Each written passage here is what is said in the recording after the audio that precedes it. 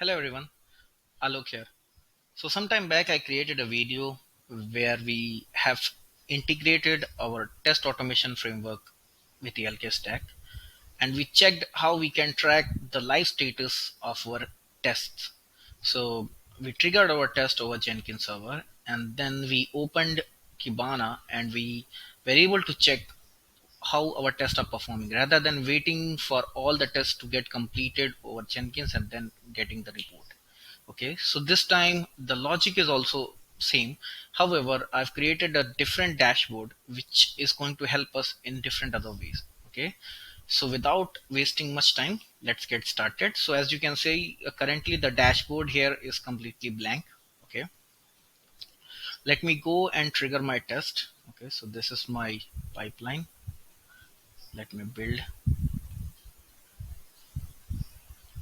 Okay, so as you can see, both the jobs, job 1 and 2, is triggered.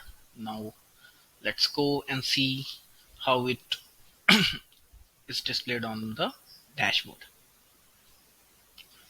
So basically, I'm pushing all the relevant details once the test is getting completed into Elasticsearch, and then I'm doing a search query on the Elasticsearch and displaying all the relevant data into the dashboard that is created on the Kibana.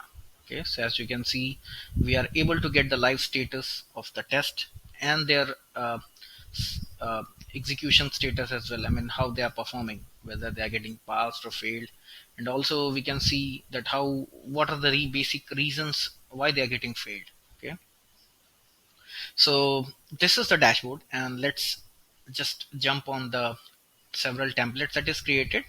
So as you can see, the first template here is feature wise status. Okay, so here is a drop down. As you can see, these are all the features names. Okay, so let me select API test. Okay, and click on the supply changes.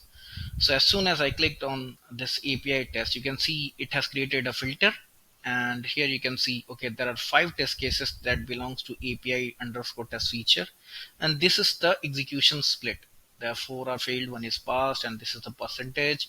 And then here we have data table. Okay, so basically I'm getting all the relevant details and creating a table for that. So as you can see here, we have the environment, the feature name, the scenario name, the equivalent status, the input that is passed in the request, and then we have this error. Okay, whether it is passed, and then if you have failed, so okay, you can see that error code received is 500, and where we were expecting 200. Okay, so this is what the first uh, feature wise template do. Now second one is the same total test. It will yield the complete tests that are executed. Now third one is test execution status split. So it will just split the test results, whether how many are passed and how many are failed. And then the next one, it will just show the same thing but in a percentile view. So sometimes if a management asks, okay, what's the pass percentage and what's the fail percentage, so this particular dashboard will help you out in that. Now data table, as you already know, that this will capture all the relevant details from the data. Okay, and then the most important thing which I want to show you guys is this test failure segregation. So this is a template that I created where I have categorized the failures into 3 broad categories. First one is the server error, second one is the data issue, and third one is the genuine issue. So the server error is something where we are getting API response as 500. So let's say if during execution of, let's say you have 1,000 test cases and 300 test cases got straight away failed because of that particular system is down. So instead of checking all that 300 test cases or all the 1,000 test cases you want, you know that, okay, this time this particular server was down and that's the reason it got failed. So basically what we are doing is categorizing them. Okay, so that we invest most of the time on the actual or the genuine issues rather than the environment issues.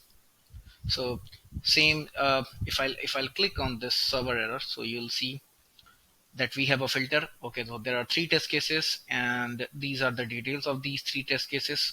Okay, and as you can see that here in the response we have 200 error code. Okay, similarly, I have for data issues where the data is not retrieved from DB, but the most different is this genuine issue. So what I did, I in the filter where I used two queries for server error and data issue, the remaining failures are the part of genuine issues. Okay, so it's practical that that's you can't be able to identify all the tests, all the error or the reasons while on the go, so you need to do some investigation. So that's the reason I grouped them as a genuine issue. So when I click on genuine issues, you can see there are four test cases. Okay, and you can see these four test cases. If I'll see the feature, let me just scroll it down. Okay, so you can see feature is UI as well as API, and here you can see the API status code is 300.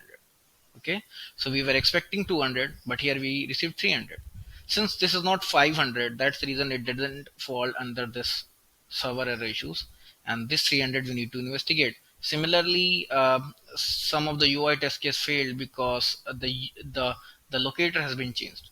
So we need to identify whether this locator is changed or whether the journey has been changed. So that's the reason these cases we need, I mean, we have grouped under genuine issues. So yes, this is the dashboard I was referring about. And yep, that's all for the day.